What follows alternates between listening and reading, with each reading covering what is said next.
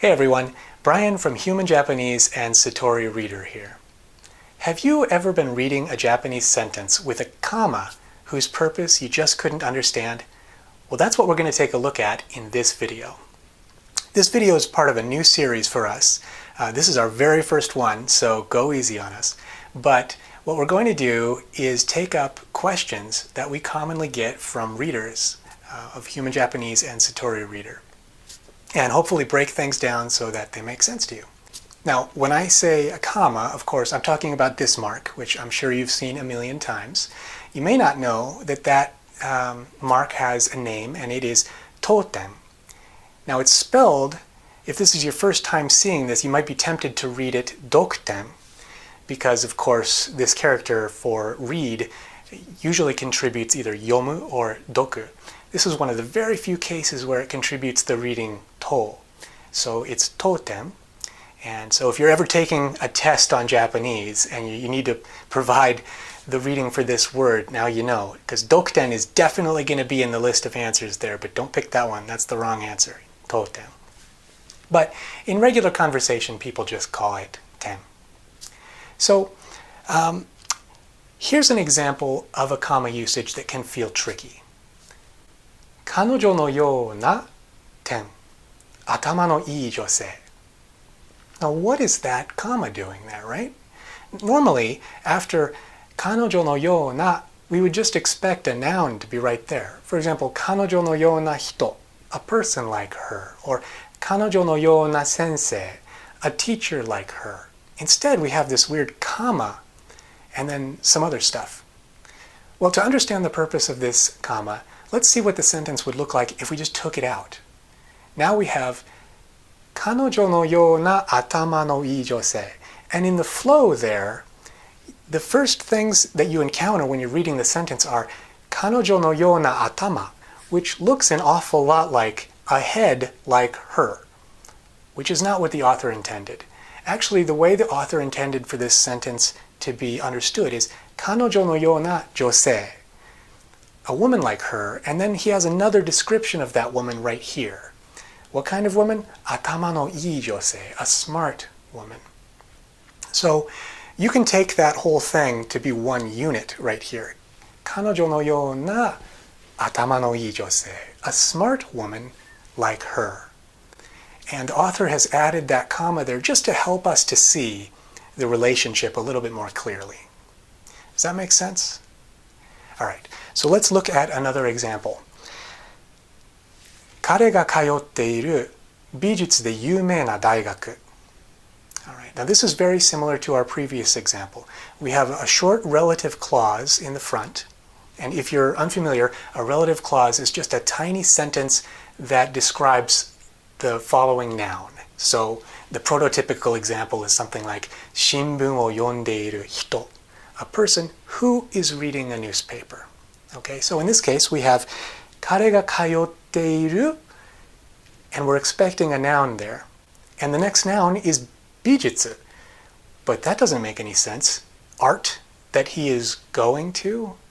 So actually, what 彼が通っている is meant to apply to is this noun way down here, 大学. And it's a college. So what kind of college? 美術で有名な大学, a college that is famous for art. And that whole thing, again, you can take that as one unit that 彼が通っている applies to. So the college that is famous for art that he is going to. Does that make sense? All right, so now let's try out these newfound skills in breaking down sentences in a full sentence. So try this one on size. このマリコさんにもらった洋服を着ていきます. So here, instead of some kind of an adjective or a relative clause, we just have the very simple word この.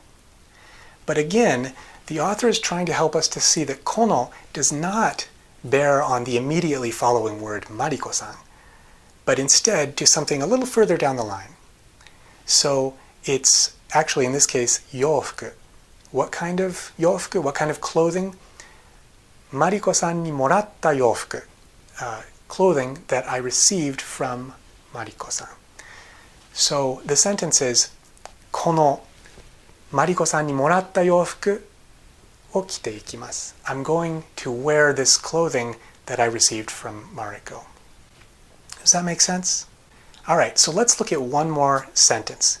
This one is from a novel from Yoshimoto Banana. And it's a beautiful sentence. So let's dive in and take a look. I want to make sure I read it properly for you here. オーロラは遠くの空に小さく揺れる白いレースのカーテンだった。Okay, a slightly longer sentence, but let's pare it down a little bit so it's easy to talk about. オーロラは That's just a wa phrase that's kind of describing what's going to happen in the rest of the sentence, so we can just take that out of consideration for now. The real meat of this sentence is 遠くの空に小さく揺れる白いレースのカーテンだった。Okay, so this front part here is a relative clause, like we were looking at earlier. 遠くの空に小さく揺れる smallly swaying in the distant sky. That's a nice description of something that's coming up. So what is swaying? Well, normally a relative clause applies to the following noun, right? In this case, it's meant to apply to katen. The curtain is the thing that's swaying. And what kind of curtain? Shiroi resu no katen, a curtain of white lace, which was slightly swaying in the distant sky. And so that's the breakdown of this sentence. And the translation for the whole thing is, the aurora was a curtain of white lace which swayed slightly in the distant sky. I'd like to see that aurora. So a couple other points about this usage of commas. It's not required. Some authors do it a lot, some don't really do it very much at all. In fact, in the research for this video, we were able to find places where the same author, in the very same novel, sometimes did it and sometimes didn't. So at the end of the day, it's really up to you as the reader to figure out, to deduce the structure of the Japanese sentence. But very often, if the author is trying to make things more friendly for you, they'll put in the ten as a little hint. All right? So, that's going to wrap up our discussion of this particular usage of the Japanese comma. If you have any questions about what we talked about, or you have other questions that you'd like to suggest for future videos, then go ahead and let us know in the comments section below. I want to thank you again, say thank you again to Kaio M for the question on Satori Reader that prompted this video. And if you're interested in reading Japanese stories that have this kind of discussion baked into them, then do check out satorireader.com. We work really hard to create stories that are easy to read and provide helpful hints like this.